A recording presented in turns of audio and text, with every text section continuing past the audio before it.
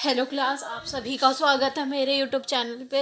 आज की वर्कशीट रहेगी हमारी 73 और साइंस की फॉर क्लास 9th के लिए। यहाँ पे अपना नाम और यहाँ पे अपनी क्लास टीचर का नाम, और आज की डेट रहेगी हमारी 20 जनवरी 2022। और आज का हमारा टॉपिक रहेगा साइंस का चैप्टर नंबर 13, हम बीमार क्यों होते हैं, विभिन्न प्रकार के रोग। इसमें रहेगा विभिन्न प्रकार के रोग। ज्ञान कहता है कि जिज्ञासा दीदी, मेरे एक मित्र ने टीबी होने पर ठीक होने के लिए विद्यालय से 3 महीने की छुट्टी ली थी, पर हम लोग तो बीमार होने पर कुछ ही दिन में ठीक हो जाते हैं।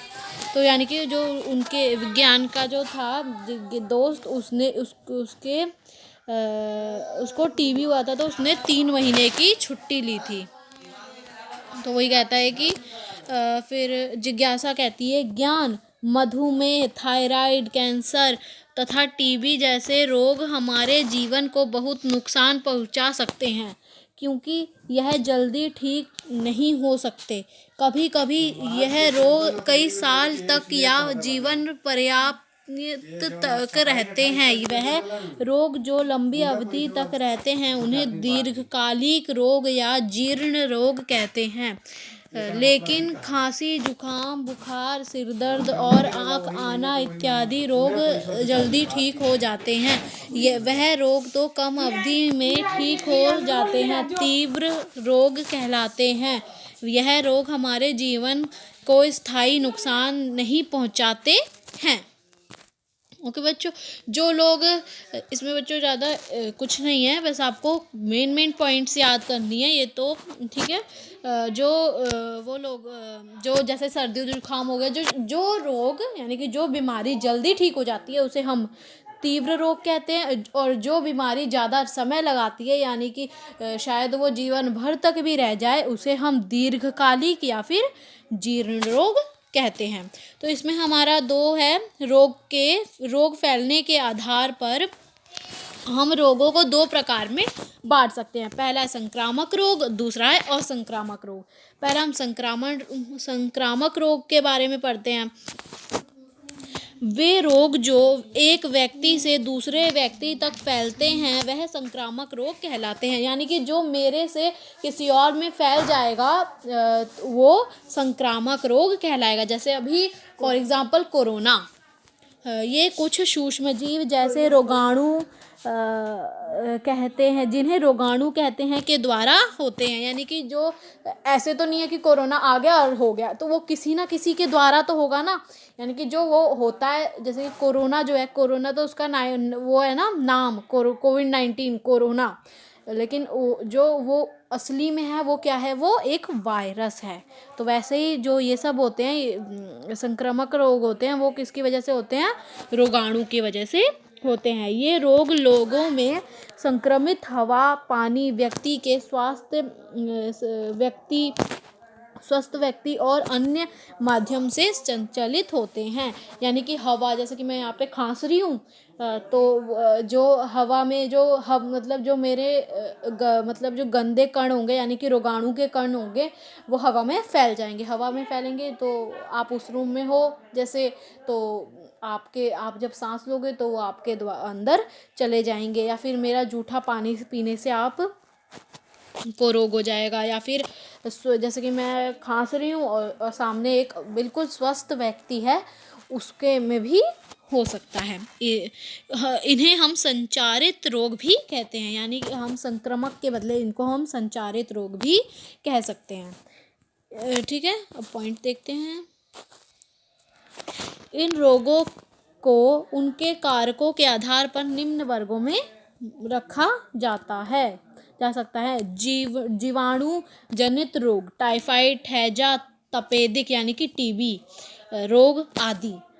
जैसे स्टेफिलोकोकस जीवाणु मुहावसों का कारण सूक्ष्मजीव है। इन सब का कारण कौन है, ये वाला जीवाणु है। विषाणु, यानी कि विषाणु को, वायरस को हिंदी में विषाणु कहते हैं। विषाणु जनित रोग, कोविड-19 अभी मैंने एग्जांपल दिया था, डेंगू और एड्स जैसे।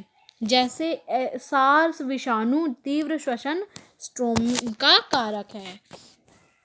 कवक जनित रोग, कुछ प्रकार के कवकों से त्वचा संबंधित रोग और त्वचा संक्रमण हो सकता है। प्रोटोजोआ जनित रोग, मलेरिया, कालाजार आदि रोग, जैसे प्लाज्मोडियम बाइडोपॉक्स प्रोटोजोआ मलेरिया और लेशमेनियम प्रोटोजोआ कालाजार के कारक हैं। तो अब ये देखते हैं।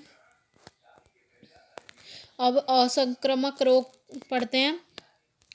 असंक्रामक रोग, यह रोग एक व्यक्ति से दूसरे व्यक्ति तक नहीं फैलते, जैसे उच्च रक्तचाप, मधुमेह, कैंसर और मोतियाबिंद आदि। इन्हें हम असंचारित रोग कहते हैं।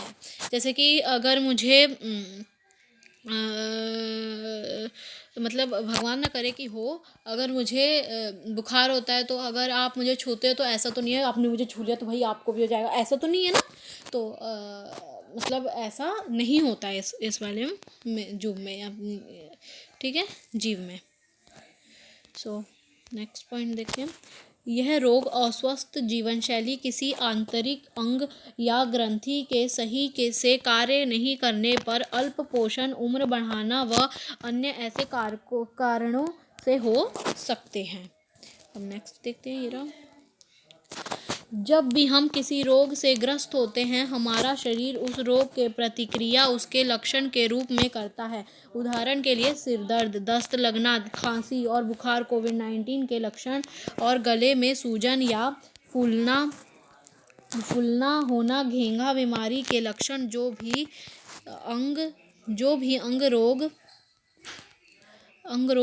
से प्रभावित होता है उसके ऊतक खराब कार्य करने लगते हैं, जिससे रोग के चिन्ह प्रकट होते हैं। सो अब प्रश्न करते हैं हम। प्रश्न देखते हैं। कितने प्रश्न हैं? 4 प्रश्न हैं। पहला प्रश्न है, तीव्र व जीर्ण रोग क्या है? दोनों के कुछ उदाहरण लिखिए। तो देखते हैं। देखते हैं। फर्स्ट क्वेश्चन का आंसर है हमारा, तीव्र व जीर्णों में अंतर बताना है।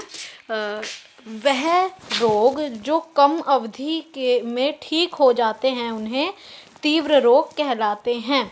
उदाहरण, खांसी, जुकाम, बुखार, सिर दर्द और आँख लगना आदि।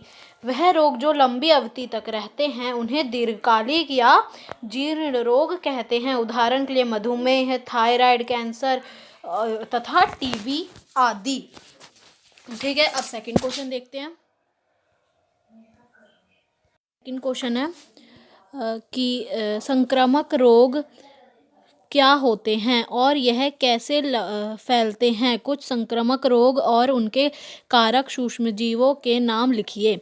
वे रोग जो एक व्यक्ति से दूसरे व्यक्ति तक फैलते हैं वह संक्रामक रोग कहलाते हैं। ये कुछ सूक्ष्मजीव, जिन्हें रोगाणु कहते हैं, के द्वारा होते हैं। ये रोग लोगों में संक्रमित हवा, पानी, व्यक्ति के स्वस्थ व्यक्ति और अन्य माध्यमों से संचालित होते हैं।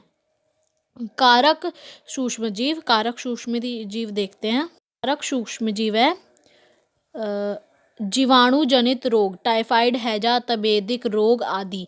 विषाणु जनित, कोविड-19, डेंगू और एड्स आदि। कवक जनित रोग, कुछ प्रकार के कवक से त्वचा संबंधित रोग और त्वचा संक्रमण रोग।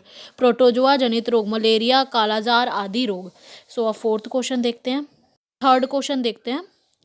असंक्रामक रोग क्या होते हैं? उदाहरण सहित समझाइए। जो रोग एक व्यक्ति से दूसरे व्यक्ति तक नहीं फैलते हैं उन्हें असंक्रामक रोग कहलाते हैं। जैसे उच्च रक्तचाप, मधुमेह, कैंसर और मोतियाबिंद आदि। क्वेश्चन नंबर 4 देखते हैं। सॉरी बच्चों।